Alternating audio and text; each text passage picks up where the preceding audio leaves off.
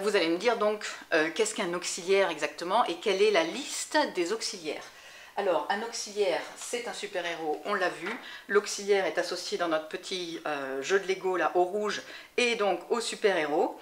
Il y a plein d'auxiliaires en anglais, mais encore une fois, leur nombre n'est pas illimité. Il y a un certain nombre d'auxiliaires. Have est un auxiliaire, alors c'est aussi un verbe classique, j'allais dire, qui veut dire avoir, mais c'est aussi un auxiliaire qui rentre dans la composition d'un temps composé qu'on appelle le present perfect, par exemple. C'est un temps du passé, il s'appelle donc, c'est le temps du passé présent, vous verrez ça quand vous reverrez ces temps-là.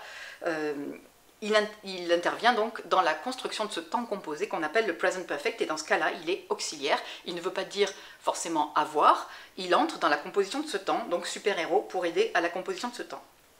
Be, c'est un auxiliaire aussi. De manière générale, il est encore plus fort que have, parce que lui, il est auxiliaire même quand il veut dire être. D'accord? Il a ce sens de être, mais il est aussi auxiliaire un peu tout le temps, on verra ça tout à l'heure. Il rentre, par exemple, dans la construction du présent de be, plus ing, donc qui est un temps du présent.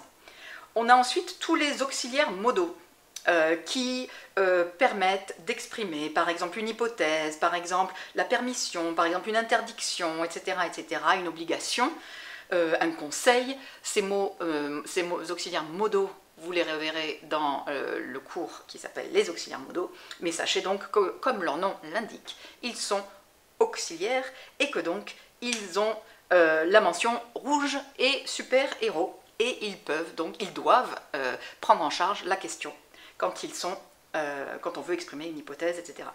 Il y a would aussi que vous connaissez, qui est lui l'auxiliaire du conditionnel, donc pour exprimer une phrase au conditionnel, on utilise would. Will, que vous connaissez certainement aussi, qui est l'auxiliaire du futur, et shall, qui est un peu plus rare, donc would, will et shall sont aussi des auxiliaires.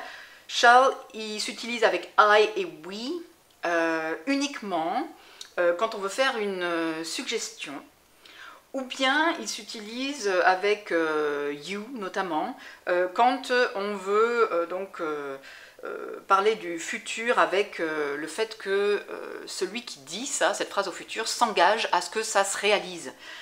Par exemple, les 10 commandements, les 10 commandements en anglais, c'est « You shall not kill », par exemple, etc. Donc c'est Dieu qui donne ces 10 commandements dans la Bible et qui dit « Vous allez respecter, vous respecterez au futur ces commandements, mais en plus je vais faire en sorte que vous les respectiez, sinon vous avez droit à une punition divine. » Donc « shall », soit c'est avec « I » et « we » la suggestion, soit c'est avec les autres personnes, notamment « you », un engagement fort de celui qui parle pour le futur.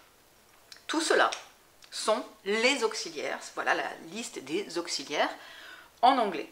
Ça donne quoi? Ça donne que dès que vous allez vouloir poser une question, que ce soit avec un auxiliaire modal ou que ce soit avec, par exemple, un be comme auxiliaire de be plus ing, have comme auxiliaire de present perfect, vous avez toujours ce même principe.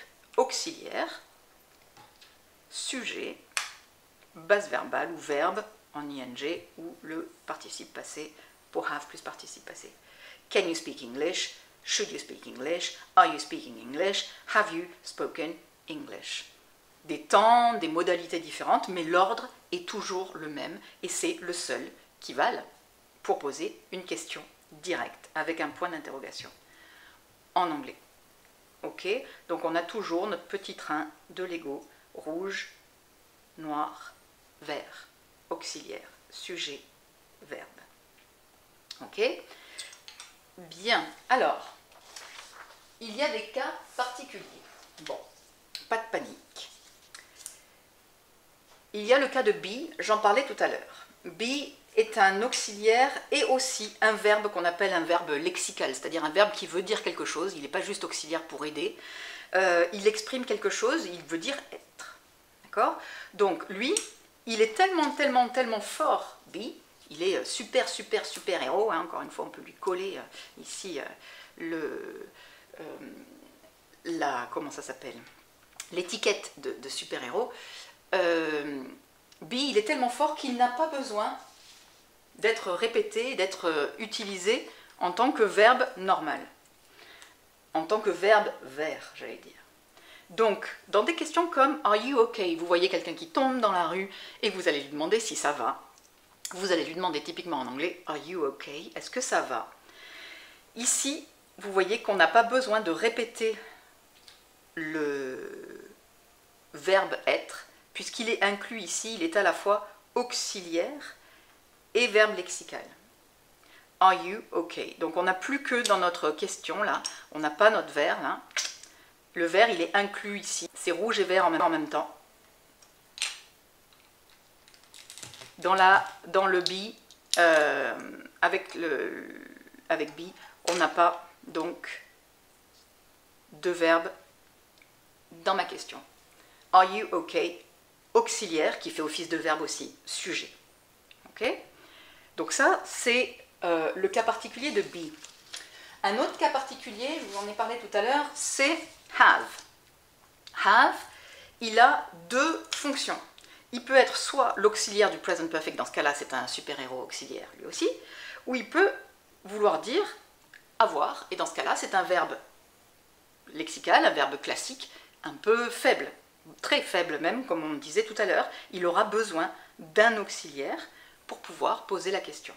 Je vous donne, par exemple,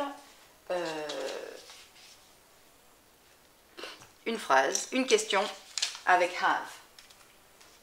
Have, vous le connaissez souvent dans ces questions-là, que vous avez vues déjà, même dès le collège. Have you got a sister? Est-ce que tu as une sœur? Have, ici on est dans le cas où le temps utilisé, c'est du present perfect. Have plus participe passé du verbe. Ok? Have you got veut dire est-ce que tu as une sœur, mais mot à mot en fait ce qu'il veut dire c'est est-ce que dans le passé tu as obtenu à un moment donné une sœur que tu as toujours maintenant et on fait le bilan de cette vie. Est-ce que tu as entre guillemets obtenu une sœur? Voilà. Est-ce que il y a une sœur qui est arrivée dans ta vie à un moment? Et donc on fait le bilan de cette vie. Et on voit si par hasard, à un moment de cette vie, il n'y aurait pas eu une sœur qui serait arrivée. Have you got a sister? Ce temps, c'est le present perfect. Have est ici auxiliaire. C'est l'auxiliaire, comme on l'a dit tout à l'heure, du present perfect. Je vous rappelle ma petite fiche de départ. The ultimate list des auxiliaires. Have est l'auxiliaire du present perfect. Okay. Donc dans have you got a sister, have est auxiliaire. Mais on a aussi cette phrase qui existe, qui veut dire exactement la même chose, mais dans ce cas-là, have, le temps n'est pas le même. On est ici au présent simple, avec, comme au tout début de ma vidéo, cette histoire de l'auxiliaire par défaut au présent simple, c'est do. Do you have a sister? Est-ce que tu as, là maintenant, au présent, une sœur? Have, ici, est utilisé dans son sens de verbe lexical, verbe avoir, qui veut dire avoir. Il est trop faible pour prendre en charge la question. Il est obligé d'être accompagné de l'auxiliaire du présent do. Do you have a sister? Comme tout à l'heure dans Do you speak English?